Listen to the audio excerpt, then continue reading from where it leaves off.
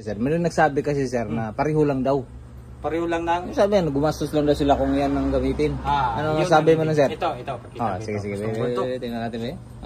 Yan ang custom board, di ba? Paano naging pareho yung ano nito? Kasi sa 1,000 mahigit mo, nagbili mo ng board, meron ka ng POE. POE na.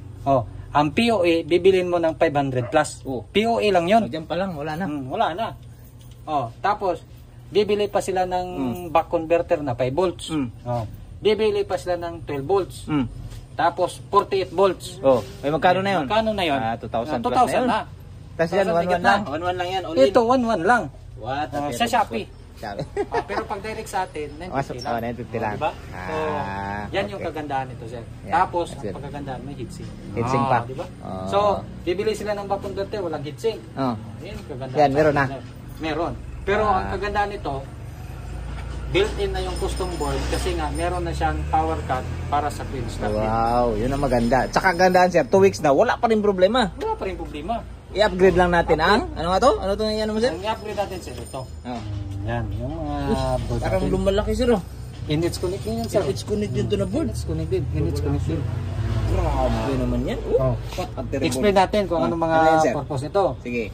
Merong nag-post online na yung nasisira yung ano nila, nasisira yung Starlink nila.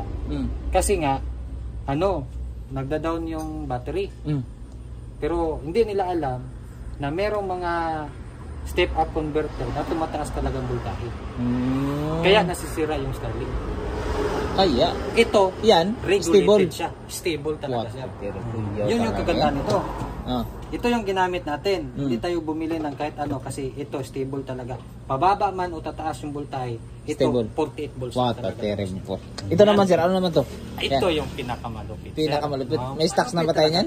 Meron na. Ilan ang stocks natin yan? Pero 4 lang. Ay, wala.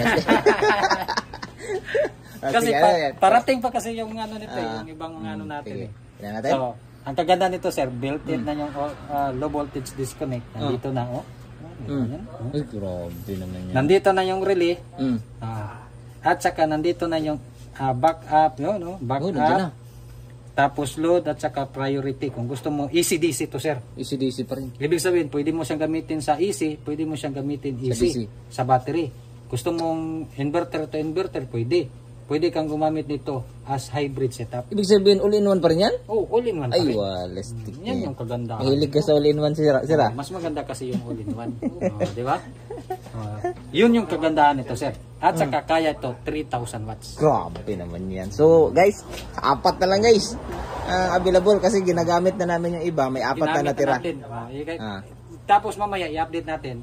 Pagkatapos talaga natin. Pag mag-under na. Ikabit natin dito. Sige, dyan ikabit. So, lahat na yan. Siyempre, kung mag-hybrid ka, ang ano kasi nito, sir, kagandahan kasi nito, wala tayong ginagamit na inverter. Wala kang makikita dyan inverter. Diba? Walang inverter, Battery, at saka itong ating AC na, AC na power supply, centralized. And then battery. And itong charger natin, at saka DC converter ng Starlink. DC converter guys.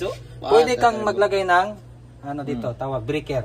Sa atin lang yan Sa atin lang yan Sa atin lang wala. Dahil sa board. Okay guys, na lang muna. Update tayo maya. Update tayo mamaya guys. Pagkatapos natin ikabit, pakita natin kung ano talaga yung gamit nito guys. Okay guys, tapos na. At yan na yan guys. At ito at ating centralized na power supply. Step up at saka yung ETS natin. ETS na pinakabagong custom board natin, ETS DC. Tapos converter natin para sa Starlink. Starlink setup to guys. Pure DC, easy. Yan.